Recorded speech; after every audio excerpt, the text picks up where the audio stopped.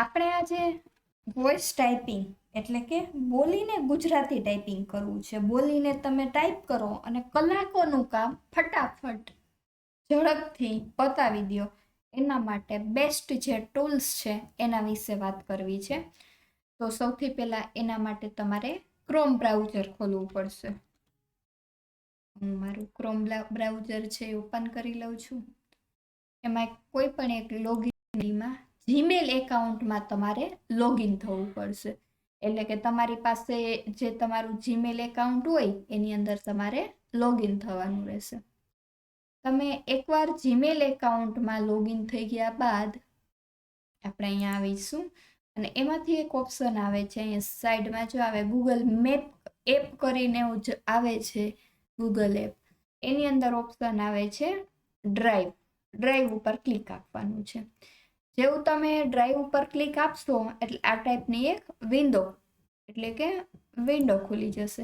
આ વિન્ડોમાં અહીંયા પ્લસની નિશાની છે અને ન્યૂ આપ્યું છે. ત્યાં ન્યૂ ઉપર ક્લિક કરી એટલે આ ટાઈપની અલગ અલગ મેનુ ખુલશે. આ મેનુની અંદર ગૂગલ ડોટ્સ ઉપર ક્લિક કરવાનું છે. જેવું તમે એની ઉપર ક્લિક કરશો એવું જ તમને અહીંયા એ મેનુ દેખાશે આવી રીતે. એટલે કે આ માઇક્રોસોફ્ટ વર્ડ જેવું ડોક્યુમેન્ટ ખોલી ગયું છે. ત્યારબાદ આપણે જવાનું છે ટૂલ્સ મેનુની અંદર. ટૂલ્સ મેનુની અંદર ગયા પછી એની અંદર એક ઓપ્શન આવે છે વોઇસ ટાઈપિંગ. એની શોર્ટકટ કી થશે Ctrl+Shift+S. એની શોર્ટકટ કી કઈ થશે Ctrl+Shift+S.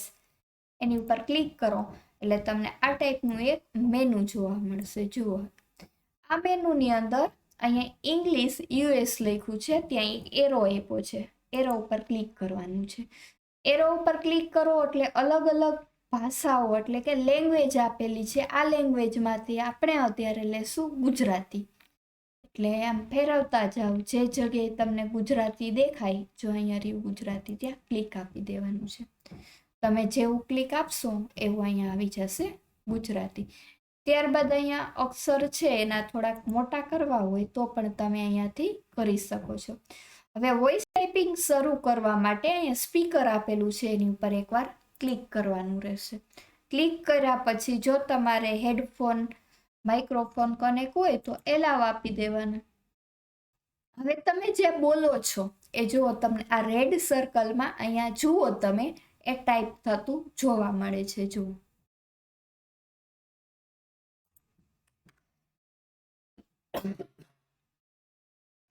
જ્યાં સુધી આ રેડ સર્કલ રહેશે ત્યાં સુધી ટાઈપિંગ છે એ તમે જોઈ શકો છો. હું જે બોલું છું એ બધું જ કોમ્પ્યુટરની અંદર ટાઈપ થાય છે. આપણે કીબોર્ડની મદદથી ટાઈપ કરવું પડતું નથી. અહીં તમે જોઈ શકો છો હું જે પ્રકારનું વોઇસ બોલું છું એ પ્રકારનો વોઇસ ટાઈપ થાય છે. હવે આપણે ટાઈપિંગ સ્ટોપ કરવું છે 2-5 મિનિટ માટે તો અહીંયા ફરીથી આ જે સિમ્બોલ આપેલો છે ત્યાં ક્લિક આપી દેવાનું. તો હવે જો હું બોલું છું તો ત્યાં ટાઈપ થતું નથી. ફરીથી આના ફોન્ટ જો તમારે મોટા કરવા હોય તો અહીંયા જે આપ્યા છે એમાંથી તમે કરી શકો છો. જુઓ હવે જુઓ અહીંયા આપણે ફરીથી ટાઈપિંગ કરીએ એટલે ફરીથી આ જે વોઇસનો સિમ્બોલ આપેલો છે ત્યાં ક્લિક આપી અને હવે હું બોલું છું તો જુઓ અહીંયા બધું જ છે એ ટાઈપ થાય છે. અક્ષર થોડા મોટા છે તો આપણે એ અક્ષરને સિલેક્ટ કરી લઈએ અને થોડા નાના કરી દઈએ. અહીંયાથી લઈ લઈએ.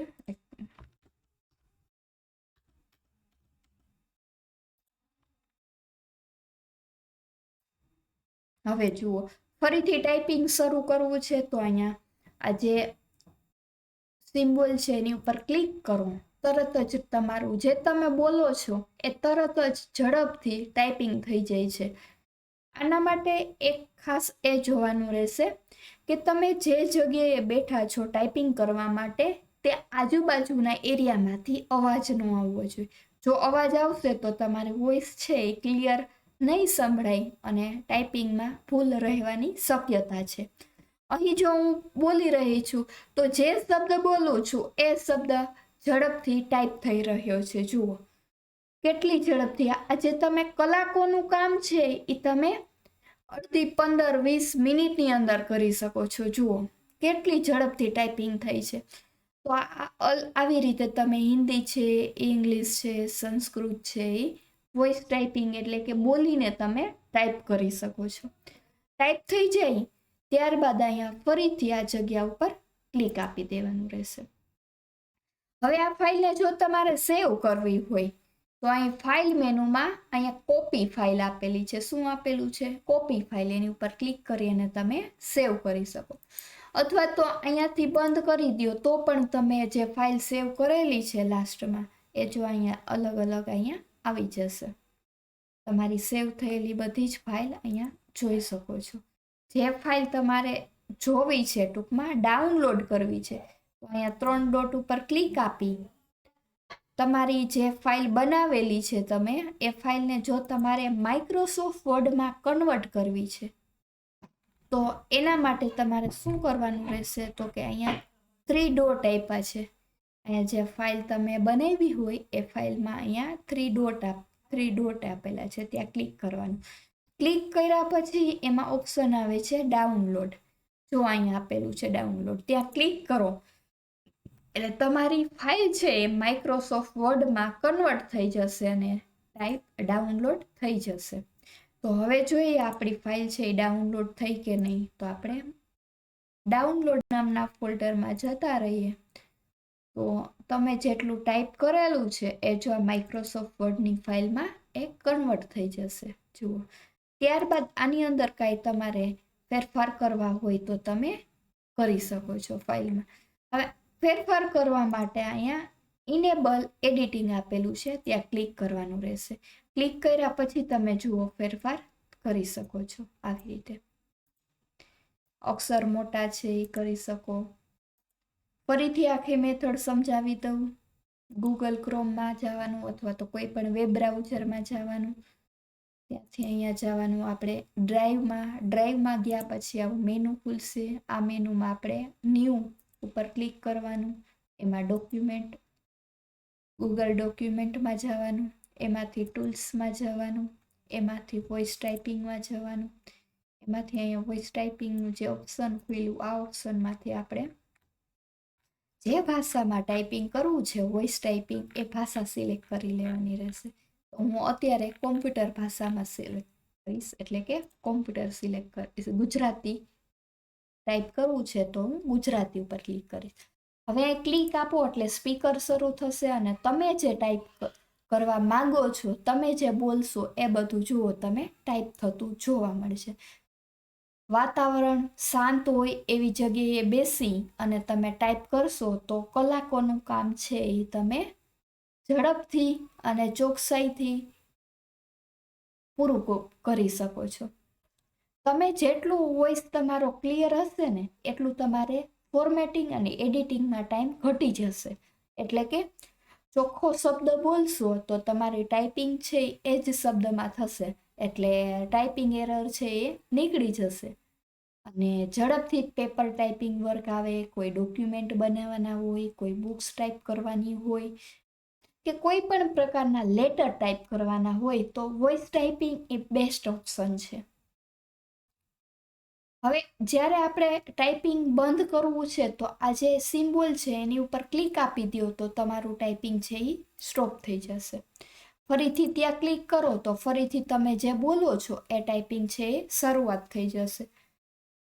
અને મસ્ત છે ગૂગલનું આ ડોક્યુમેન્ટ. હવે આ ડોક્યુમેન્ટને તમારે માઇક્રોસોફ્ટ વર્ડમાં કન્વર્ટ કરવું હોય તો પણ ફરીથી સમજાવી દઉં છું. સૌથી પહેલાં સ્ટોપ કરી દઈએ. સ્ટોપ થઈ ગયા પછી અહીંયા જો ઓટો સેવ ઓપ્શન આપેલું છે ત્યાં ક્લિક કરી અને તમે ઓટોમેટિક છે આ તમારો ડોક્યુમેન્ટ છે સેવ થઈ જશે. અહીંયા ડાઉનલોડ ઉપર ક્લિક કરી એટલે ડાયરેક્ટ જો તમને પૂછે છે ડાઉનલોડ ઓપ્શન ઉપર ફાઇલ મેનુમાં ડાઉનલોડ ઉપર ક્લિક કરો અને ડાયરેક્ટ માઇક્રોસોફ્ટ વર્ડ ઉપર ક્લિક આપી દો ને એટલે તમારી ફાઇલ છે ને DOC બની જશે. જો તમારે ODT ફાઇલ બનાવી તો ઓપન ડોક્યુમેન્ટ ફોર્મેટ લેવાનું. જો તમારે RTF ફાઇલ બનાવી રીચ ટેક્સ્ટ ફોર્મેટ તો અહીંયા ક્લિક કરવાનું. જો તમારે આ ફાઇલને પીડીએફ બનાવવી હોય તો પીડીએફ વાળું લેવાનું. જો તમારે એને પ્લેન ટેક્સ્ટ વાળી કરવી હોય તો TXT લેવાનું. જો તમારે આ ફાઇલને zip ફાઇલ અથવા તો .html ફાઇલ બનાવવી હોય તો આ ઓપ્શન લેવાનું. તો અત્યારે હું લઉં છું માઇક્રોસોફ્ટ વર્ડ, એની ઉપર ક્લિક આપી દઉં છું. તો તમારી આ ફાઇલ છે એ જો અહીંયા ડાઉનલોડ થઈ ગઈ છે. હવે આ ફાઇલ જે ડાઉનલોડ થઈ છે એ ડાઉનલોડ નામના ફોલ્ડરમાં પડી હશે, તો આપણે એને ખોલી જોઈએ. જો અહીંયા આપી ગઈ.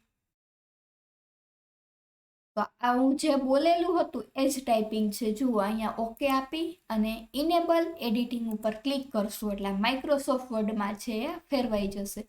હવે આ ફાઇલના જે આ છે ફોન્ટ એને સિલેક્ટ કરી અને તમે મોટા કરી શકો, હાઇલાઇટ કરી શકો, ફોન્ટનો કલર બદલી શકો.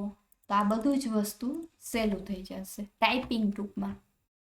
મિત્રો, આ વિડીયો ગમ્યો હોય તો તમે પણ એપ્લાય કરી શકો છો.